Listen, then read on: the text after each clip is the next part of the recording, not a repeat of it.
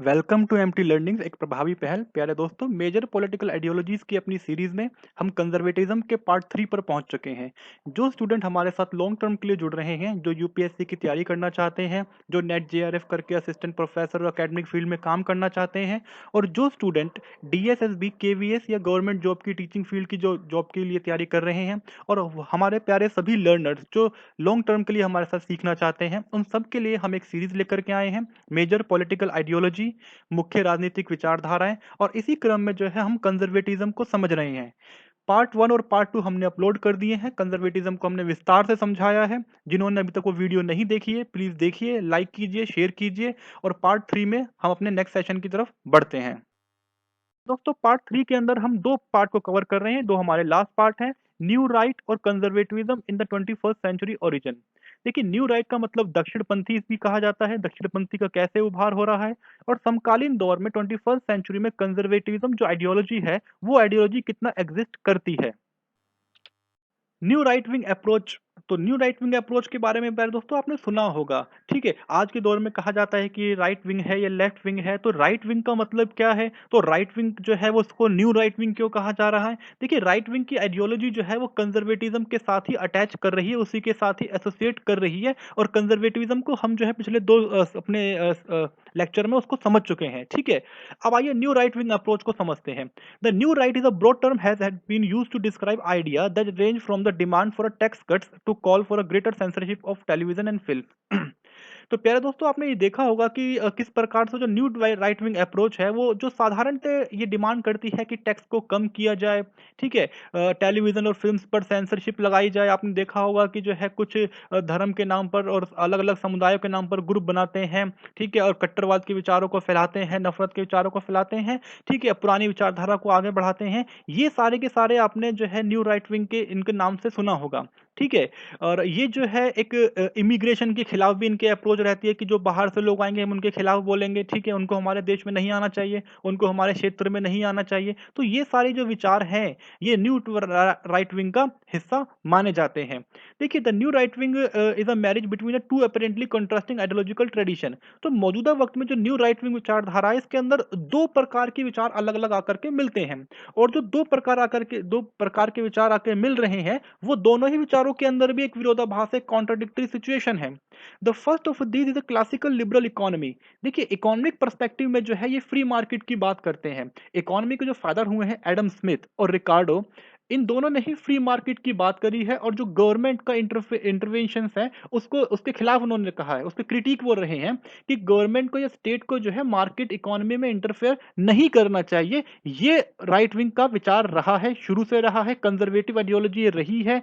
और कंजर्वेटिव के अंदर जो है सोशल आइडियोलॉजी भी रही है, जो ये कहती है कि स्टेट को एज अ पैटर्नल के रूप में काम करना चाहिए। ठीक है, हमने जो कंजर्वेटिव की विचारधारा समझी है, उसमें हमने ये देखा है।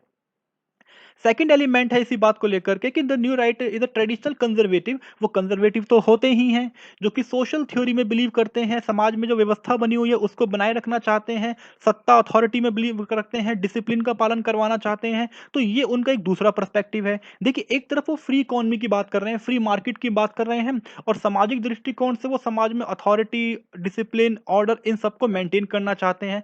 तो ये दोनों विचारों को मिलाकर के जो परिस्थितियां बन रही हैं, उसी को ही न्यू राइट विंग अप्रोच कहा जा रहा है। तो आप इसको बहुत ध्यान से समझिएगा। The new right thought was influence by the social factor. देखिए, समाज में कई ऐसी परिस्थितियां उभर के सामने आई हैं जिनसे प्रभावित होकर के ये न्यू राइट विंग अप्रोच बनी है। ठीक है, और सबसे इंपॉर्टेंट कारण रहा है लिबरल सोशल फिलॉसफी। देखिए, लिबरल सोशल फिलॉसफी के कारण क्या हुआ, एक वेलफेयर स्टेट की उत्पत्ति हुई। एक वेलफेयर स्टेट, जो स्टेट जो है वो जो मार्जिनलाइज कम्युनिटी है, जो पिछड़ा वर्ग है, जो दलित समुदाय है, उनके लिए काम करेगा। तो वेलफेयर स्टेट का डेवलपमेंट होता है। लेकिन इस वेलफेयर स्टेट के खिलाफ जो है कंजर्वेटिव आइडिया निकल करके आता है, जो ये कहता है कि यदि आप वेलफेयर करते रहेंगे तो इससे क्या होगा, इससे एक डिपेंडेंसी बन जाएगी। समाज के भीतर जो है लोग स्वयं से सशक्त नहीं होंगे, एक डिपेंडेंसी क्रिएट हो जाएगी। और फाइनली इंटरनेशनल फैक्टर। देखिए अंतर्राष्ट्रीय स्तर पर 1945-50s के बाद से ही एक ऐसी कंडीशन चली आ रही है जिसमें हर एक कंट्री जो है एक दूसरे के खिलाफ अपनी पावर को गेन करने, पावर को एनहेंस करने में लगी हुई है। सोवियत यूनियन और यूएसए के बीच में कोल्ड वॉर की कंडीशन भी रही है, और इसी दोनों क्रम में जो है यूएसए की आर्मी और ज्यादा नेशनलिस्टिक प्रेस्टीज की तरफ बढ़ने लगी कि हमारी जो है राष्ट्रीय गौरव है, ये राष्ट्रीय गौरव की परिस्थितियां हैं कि यदि आप हमको कुछ कहेंगे तो हम उसको पलट करके जवाब देंगे, नहीं तो हमारे जो राष्ट्रीय है, उसका राष्ट्रीय जो प्राइड है, उसको नुकसान पहुंचेगा।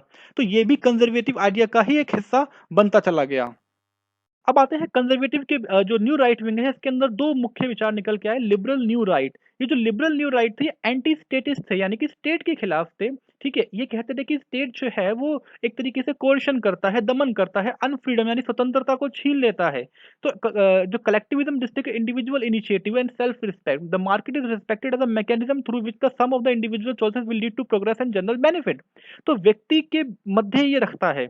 ठीक है, ये मानता है, लिबरल न्यू राइट विंग मानते हैं कि व्यक्ति को स्वतंत्रता प्रदान मिलनी चाहिए इकोनॉमिक पर्सपेक्टिव में, मार्केट में जो है अपने अपने कैपेबिलिटी को वो एनहेंस करे और अपनी मार्केट को वो गवर्न करे। ठीक है, ताकि वो जो है क्या करेगा, इससे सबका बेनिफिट होगा, जनरल बेनिफिट वो क्रिएट करना चाहता है। और जो बेसिकली जो है, जो लिबरल व्यू है, a dominance of a liberal idea, जो स्वतंत्र विचार है इसका प्रभुत्व चाहता है। इसके अतिरिक्त जो पैटर्निस्टिक आइडिया है, जो स्टेट वो पैटर्नल के तरीके से बिहेव करना चाहता है, उसके वो खिलाफ होता है। The dominant theme within the anti statist doctrine is the ideological commitment to free market. तो बेसिकली जो लिबरल न्यू राइट विंग है, फ्री मार्केट के प्रति कमिटमेंट है। ठीक है, और एडम स्मिथ और रिकार्डो ने इसकी बात करी है। मौजूदा वक्त में दो बड़े थिंकर निकल के सामने आए, फ्रेडरिक हाइक और मिल्टन फ्राइडमैन। ये दोनों ऐसे बड़े थिंकर रहे जिन दोनों ने मार्केट इकोनॉमी के पक्ष में बात करी, और जो प्लान्ड इकोनॉमी है, जो मिक्स्ड इकोनॉमी है, उसके अगेंस्ट में इन्होंने बात करी। और उस दौर में जो है सोवियत यूनियन जो है प्लान्ड इकोनॉमी का एक मॉडल रहा है, और उसके अगेंस्ट में फ्रेडरिक हाइक और मिल्टन ने जो है अपनी अपनी बात कही। Conservative new right. तो दोस्तों ये कंजर्वेटिव न्यू राइट क्या है? देखिए लिबरल के बाद ये कंजर्वेटिव न्यू राइट निकल करके आते हैं, और ये जो कंजर्वेटिव न्यू राइट है, ये सोशल इनकी आइडियोलॉजी ज्यादा है। सोशल का मतलब कि समाज के दृष्टिकोण से ये देखते हैं, और इनका मानना है कि समाज जो है वो अस्त व्यस्त हो जाएगा। ठीक है, इसमें लिबरल रिफॉर्म्स और जो प्रोग्रेसिव वैल्यूज हैं, इसको बनाए रखने के लिए, देखिए अगर आप प्रगति करना चाहते हैं तो उसके लिए एक मजबूत अथॉरिटी का होना जरूरी है, और वो जो अथॉरिटी है वो सोशल ग्लू के तरीके से काम करेगी, और वो समाज को बांध के रखना चाहती है। ठीक है, वो चाहती है कि समाज जो है वो बिखरे नहीं, और वो मानती है कि समाज के अंदर तीन प्रकार के मुख्य सिद्धांत होने चाहिए। पहला है लॉ एंड ऑर्डर, यानी कि कानून व्यवस्था बनी रहे। पब्लिक मोरालिटी, नैतिकता कम ना हो। और तीसरा है राष्ट्रीय पहचान, राष्ट्र की पहचान मजबूत होनी चाहिए, और वो तभी मजबूत हो सकती है जब एक सत्ता, एक मजबूत सत्ता हो। सोशल अथॉरिटेरियनिज्म की बात करते हैं, ठीक है, ये स्टेट अथॉरिटेरियनिज्म यानी कि तानाशाही नहीं हो, लेकिन सामाजिक अथॉरिटेरियनिज्म हो, यानी कि एक नेता ऐसा हो जो पूरे समाज को बांध करके चले। ठीक है, by accepting the idea of inherent moral corruption and non-conservative belief that the root of a disorder reside in the human soul rather than the social justice, social injustice. तो ये मानते हैं कि भले ही जो है वो नैतिक जो नैतिकता का हाथ थोड़ा सत्ता के स्तर पर होता रहे, कोई बात नहीं, लेकिन सत्ता जो है लोगों को बांध के रखेगी, तो यही सबके लिए हितकारी होता है। Conservative new right is distinguished by the desire to strengthen the national identity in the face of threat from the within or without। वो चाहती है कि आंतरिक स्तर पर जो भय है और बाहरी स्तर पर जो भय है, उन दोनों भय से, दोनों डर से तभी निपटा जा सकता है जब आपकी जो राष्ट्रीय पहचान है वो मजबूत होगी। ठीक है, राष्ट्रीय पहचान का मजबूत होना जरूरी है, क्योंकि वही समाज को बांध सकती है। एक संस्कृति, एक सिविक आइडेंटिटी होना लोगों के लिए जरूरी है, क्योंकि वो राष्ट्र को एक ऑर्गेनिक दृष्टिकोण से देखते हैं। ऑर्गेनिक का मतलब जो बढ़ने की स्थिति होती है, ठीक है, जो ऑर्गेनिज्म की तरीके से बढ़ता रहता है, वो राष्ट्र को इस रूप में देखते हैं। तो मौजूदा वक्त में जो कंजर्वेटिव आइडियोलॉजी है, उसको तीन पार्ट में हम समझ सकते हैं कि वो किस प्रकार की उसकी स्थिति रही है। देखिए conservative is also confronted by number of challenges, कई सारे चैलेंजेस से गुजर रही है। सबसे इंपॉर्टेंट है कि कंजर्वेटिव को जो चैलेंज मिल रहा था वो एक सोशल क्रिएट, जो कोलैप्स ऑफ सोशलिज्म है उस कारण से वो कम हो गया, क्योंकि कंजर्वेटिव जो है अपने आप को एक तरीके से कहें कि स्टेट सोशलिज्म से अगेंस्ट मानता था। क्योंकि अब जो है सोशलिज्म का यूएसएसआर का ही एंड हो गया था, तो उसके बाद से कंजर्वेटिव के सामने कोई चैलेंज ही नहीं बच पा रहा था, जिस कारण से वो अपने आप को डिफाइन नहीं कर पा रहे थे ठीक से। Further problem stem from the long term economic viability of a free market philosophy. तो main concern is that the conservative believe that the free market should consist in the market, in the political philosophy, political economic philosophy, but the concern is that the free market does not consist in the long term way. तो लंबे समय तक के लिए free market जो है वो consist नहीं कर सकती है, और आपके पास फ्री मार्केट के ऑल्टरनेटिव में कोई दूसरा मॉडल है नहीं, तो फिर कंजर्वेटिव आइडियोलॉजी लॉन्ग टर्म के लिए सस्टेन कैसे करेगी। तीसरी बड़ी समस्या यह है कि कंजर्वेटिव आइडियोलॉजी को जो है पोस्ट मॉडर्न आइडियोलॉजी के साथ देखा जाता है। पोस्ट मॉडर्न आइडियोलॉजी को हम बाद में डिस्कस करेंगे ये क्या होता है। मुख्य रूप में इस बात को समझिए कि दोनों ही विचार जो है किसी भी सत्य को एब्स्ट्रैक्ट रूप में, एक प्रत्यक्ष रूप में उसको स्वीकार नहीं करते हैं।